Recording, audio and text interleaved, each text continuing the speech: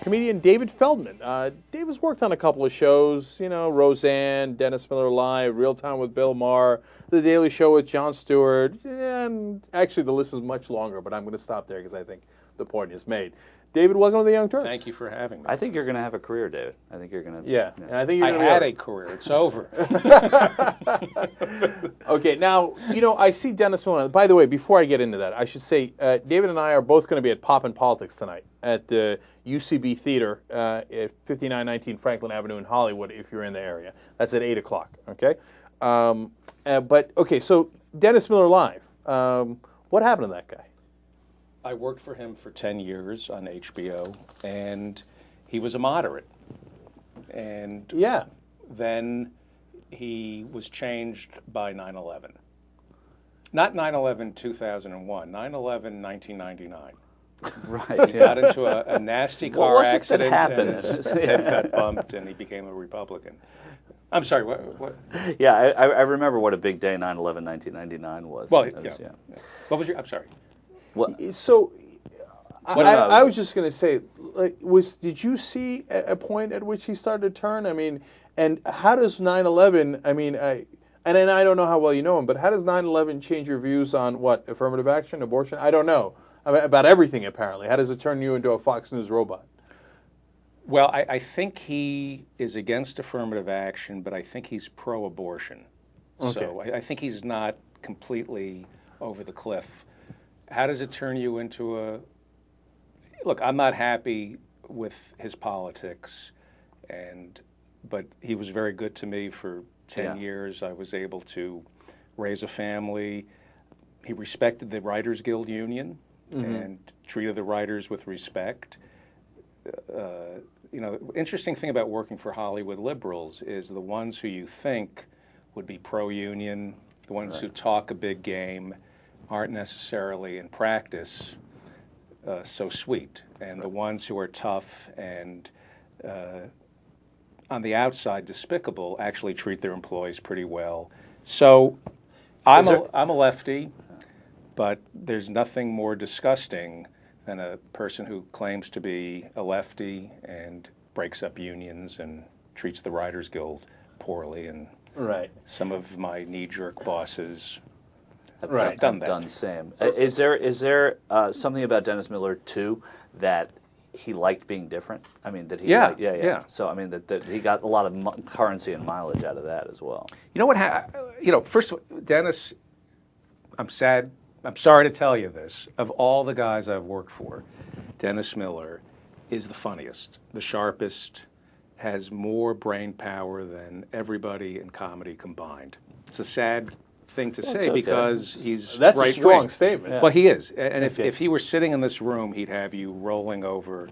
He's one of the fastest people. Unfortunately, he's channeled it towards these politics that are... He's gone to the dark side. Right. Unfortunately. But he's... it's okay. You know, I hear you. And, you know, I was just reading a book on Rush Limbaugh, and he's incredibly sweet to his employees. Like, somebody needed some money at some point, and next thing you know, $5,000 shows up in an envelope. You know, Blondie, Hitler's dog, loved Hitler. Hitler was a great host as well. If you went to Hitler's house, if you went to the Wolf's Lair, is everybody's glass full? Is everybody had, he's a great host. Rush Limbaugh's a despicable human being, and anyway, they are despicable. And Dennis Miller is not in the same camp. And No. and Dennis Miller, funny enough, got me on Huffington Post. So how did that happen? I used to go on his program, not the one that was on HBO. Later, he was on, CNBC, right? Right. And I used to go on there as a fairly regular guest, and I met his executive producer, who was a progressive. She then, after the show got canceled, went over to Huffington Post and said, "Oh, I know this guy who's pretty good progressive. You guys should have him on." And so, ironically, Dennis Miller got me hooked up with Huffington Post from the So he's get-go. helped both of you guys out. Yeah. I'm just waiting here for now him to do Arianna something. Huffington is a wonderful liberal, but she's doing it for commerce as well. I mean, the reason Arianna Huffington is a liberal right now is she's very mad at her husband, who, look, Arianna Huffington, you have a lot of kids who watch the show and don't know the history of Arianna Huffington. Arianna Huffington was on the Oxford debating team. She can take any side and be very convincing. She wrote Contract with America. In 1994, her husband was running for senator of California, Michael Huffington, oil money, and they were on the bandwagon to deny, quote unquote, illegal immigrants education and health care. That's the most hateful thing you could possibly do in California. That was Prop 87? I think it was Prop 87, but the most hateful thing you can do is victimize, scapegoat Hispanics in the state of California, which we always do when there's a recession. And she wanted to deny health care and education to Hispanics in the state of California, but it turned out one of her nannies was an illegal alien. Huffington lost to Feinstein and came out of the closet. Right, Michael did. Yes, Right, Michael. and he became gay. Well, one of the He became gay. Right. one of the worst What happens things. when you lose to Dianne Feinstein? But let me just explain to you Arianna Huffington, because people have a very short memory. Arianna Huffington, the worst thing you can do to your wife with 2 kids is turn gay and humiliate your brilliant wife. She then became a liberal because she can take any side. She was on the Oxford debating team. She can take any side. She is so mad at Michael Huffington for humiliating her. She kept the name, built the Huffington Post to disgrace the Huffington family name by making it an arm of the liberal propaganda machine. She has. You think it's that personal? Oh, You absolutely. think it's a 15-year vendetta against her ex-husband? How do you write the contract for America for Newt Gingrich? How do you try to deny health care? But you know what, Excuse me David? for 1 second. How do you run your husband for Senate in 1994 saying that you want to deny Hispanics in the state of California who are in this country, quote unquote, illegally, health care and education, and then in 1 year, your husband turns gay and you become a liberal? Her mission in life is to disgrace the Huffington name. She's not a real liberal. Going with what you're saying, though, I mean, But she's how do we right know about that everything now. Well, she is right about everything now, and she was really, really upset about the impeachment of President Clinton. And now, going back a little further, I hear what you're saying, and it's quite possible. But it also is quite possible that she was just putting on an act before to try and get to be married to the senator from California. Then you burn in hell. If you're putting on an act to deny health care, if you're putting on an act to deny health care to illegal aliens, and that's an act to make money to get your husband elected, then you should burn in hell.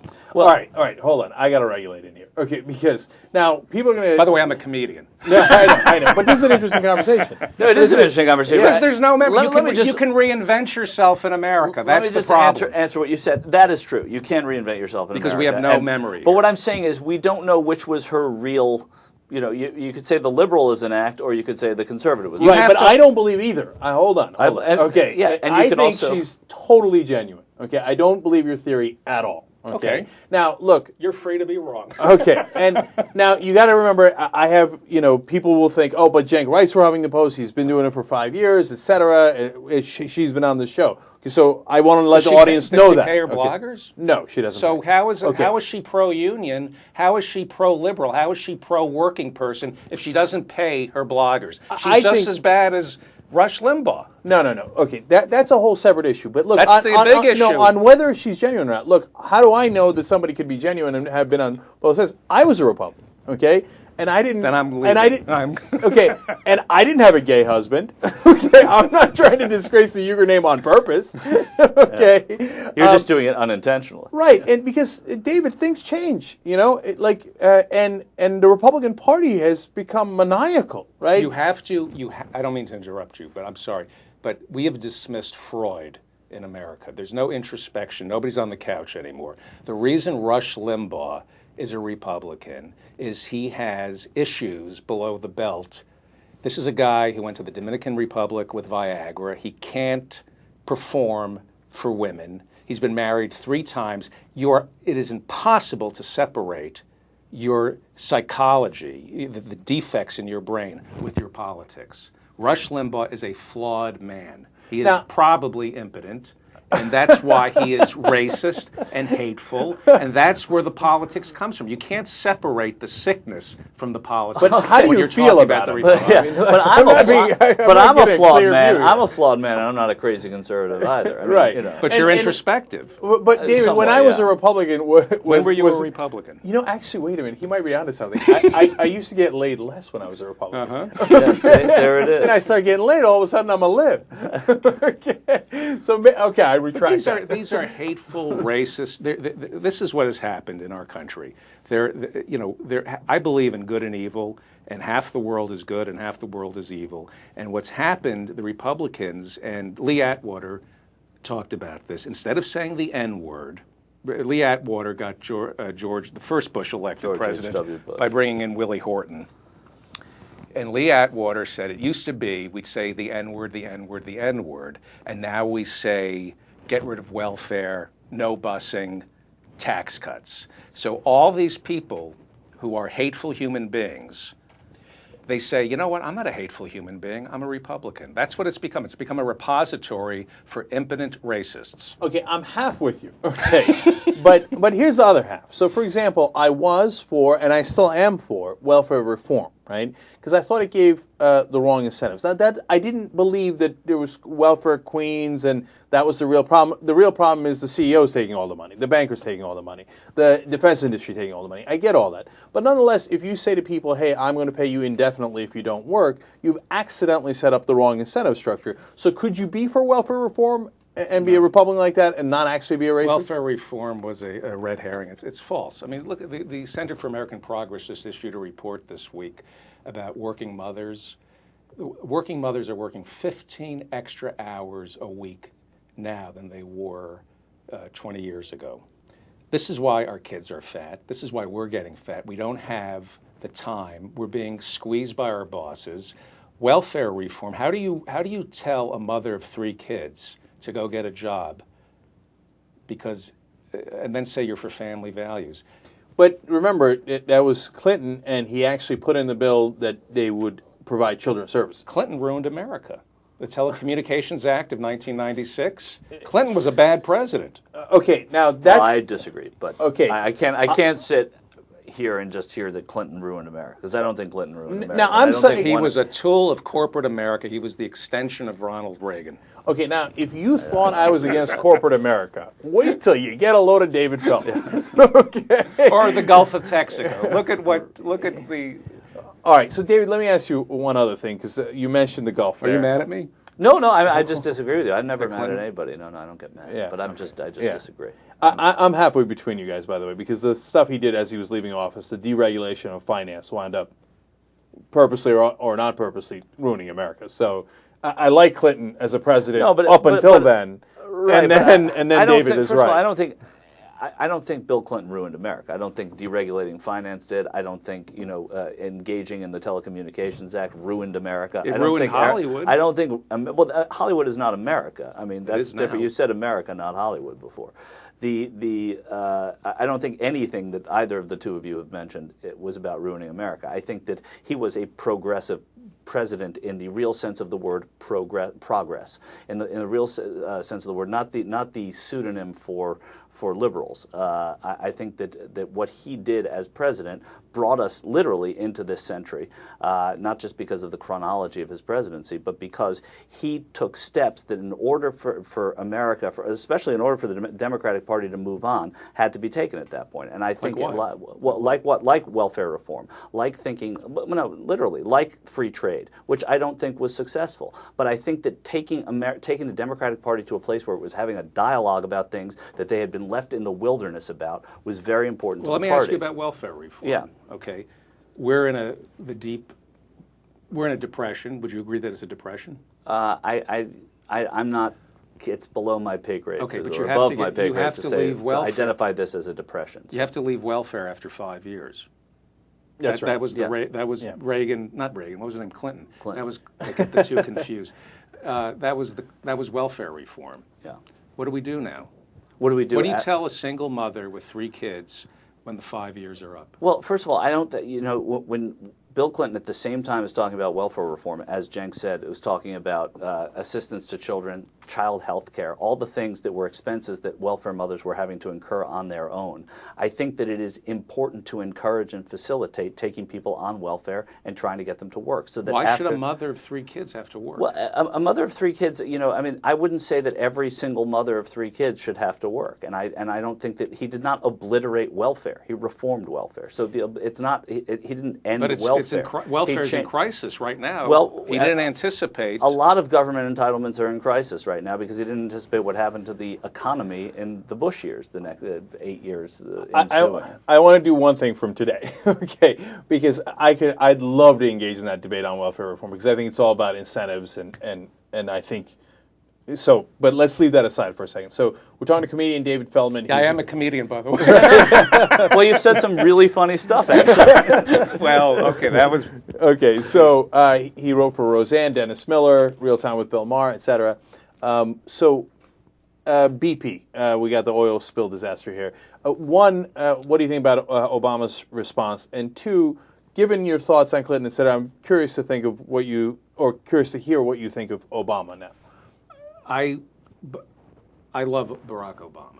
I think he's amazing. And I am very understanding, the same way you're understanding of Mr. Clinton, I'm understanding of the president, although he should level with the American people and say, we turned this country over to the oil lobbyists 30 years ago.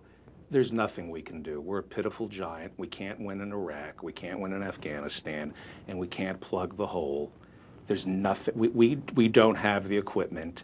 Let's hope BP can fix this. That's what he should. That would be Jimmy Carter-esque. That would seal his fate. Right. It would seal his fate because we keep treating the American people like children. Did you see Michael Moore's documentary on capitalism? Because he ran Carter's malaise speech, which he didn't use the word malaise. It's unbelievable what Carter said. Carter lost the presidency because of that speech. Had we listened to him, we wouldn't have the spill right now, and we wouldn't be fighting a war in Afghanistan and Iraq because he told us to turn our thermostats down. And was it Clinton or Reagan, the guy who came after Carter? That was Reagan. Sure, it wasn't Clinton. I always get the two confused. Reagan just told us what we wanted to hear instead of what we need to hear. And what Obama needs to do is tell us what we need to hear, which is... Which he's never going to do, by the way. Which is we can't fix this. Right. But again, that's why it would be Carter-esque. I mean, that's why presidents can't do that anymore. So let's elect another Peter Pan, like Reagan. Yeah, and so that's why I'm actually tougher on Obama than you are. I think he knows what the deal is, and he's not leveling with the American people, and he's part of that system. I mean, he's giving the money away to the bankers as we speak. So I agree. Yeah, so we're in a lot of trouble. That is the funny conclusion we've come to. Okay. All right, we have to take a break. But David Feldman, thank you so much for coming in. We really appreciate it. Very tonight interesting it's conversation. Pop and Politics. Can I plug my podcast? Oh, yeah, absolutely, please do, absolutely. I have a podcast on iTunes. All right, just David Feldman. David Feldman Comedy. I am a comedian. And I told you. David Feldman Comedy is the name of the podcast. Look for it on iTunes.